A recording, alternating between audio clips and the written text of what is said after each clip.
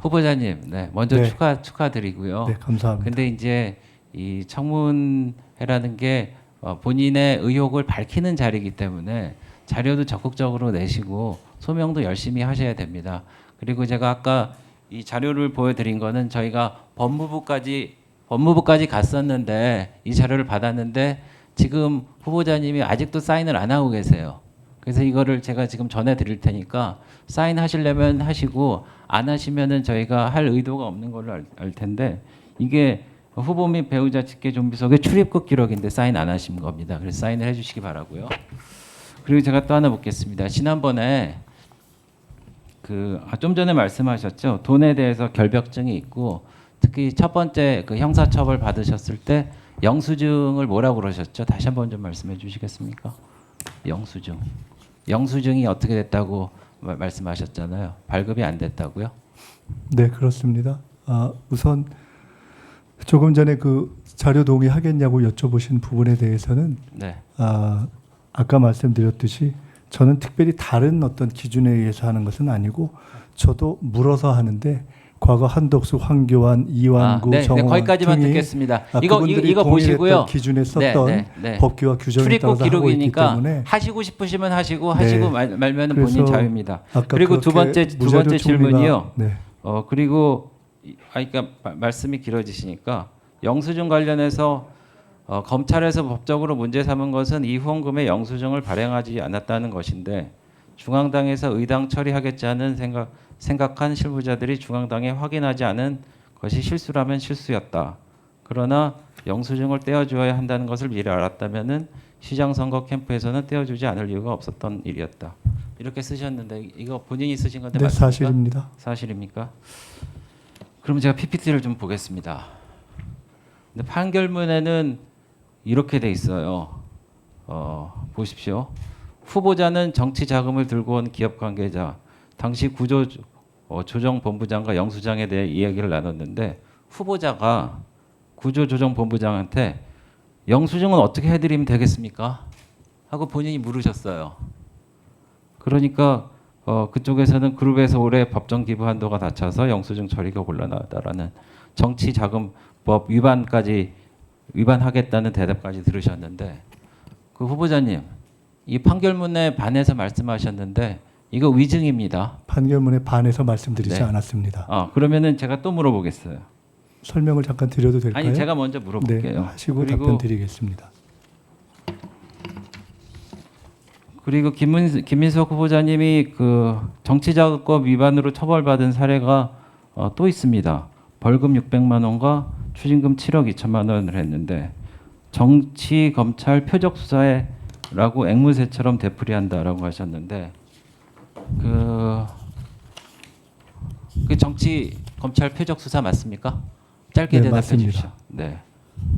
그러면은 제가 이것도 PPT로 한번 보여드리겠습니다. 다음 PPT. 다음 PPT. 다음입니다. 근데 후보자가 이렇게 말씀하셨어요. 후보자 본인이 이메일로 보내셨습니다. 다른 불법 정치자금 제공자와는 홍여 나중에 만에 하나 시비거리가 있다면은 그때는 너한테서 빌린 것으로 하자라는 그런 노골적인 발언 메일까지 주고받으셨습니다.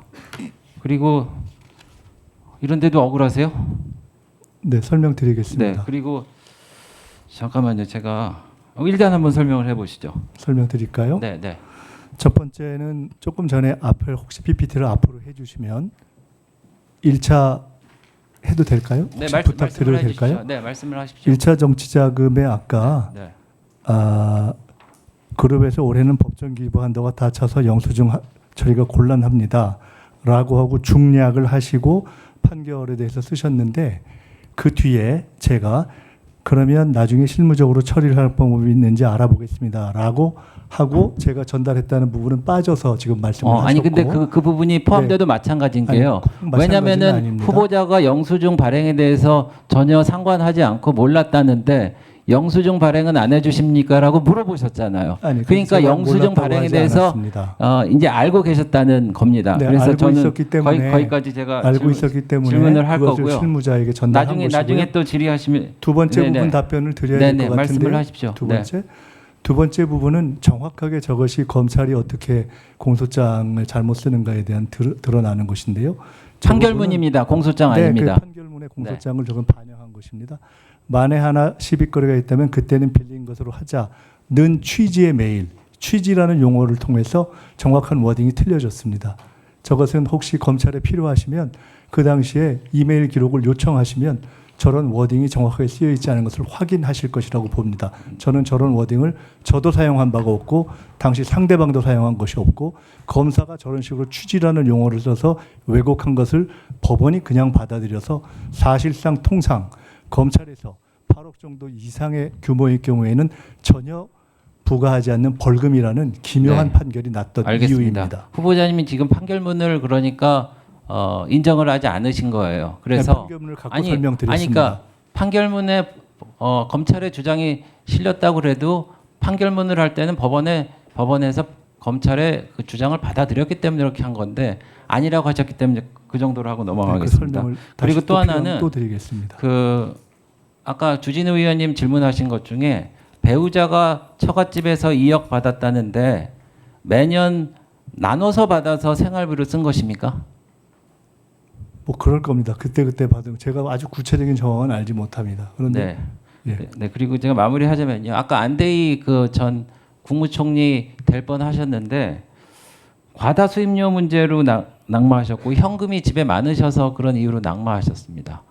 그러니까 후보자는 어떻게 보면은 그 6억 원이나 이렇게 받았다는 게 사실 일반 국민들이 보기에는 좀 높은 기준이라고 할 수도 있는데 사실 그거에 대한 특별한 언급은 없이 그냥 6억 원 받았으니까 뭐 문제가 될 게 없다 뭐 이런 말씀을 하셨는데 그래서 이제 중앙부처를 총괄하시는 입장에서 기강을 바로 잡으시고 공직자 윤리도 하셔야 될 텐데 이 부분에 관련해서는 글쎄요 좀 아무런 문제 없다라는 것보다는 그래도 이러이러한 문제가 있었으니까 문제는 만약에 없었다고 하면은 그래도 이런 거에 대해서는 바람직한 것인지 좀 자숙을 해야 되겠다 이런 말씀을 좀 하시는 게 맞지 않나 저는 개인적으로 생각합니다. 조의금, 축의금 그리고 통상 국회에서 일어나는 두 번의 출판 기념회를 통해서 평균 1억 5천 전후의 액수를 제가 세비의 수입으로 받았던 것에 대해서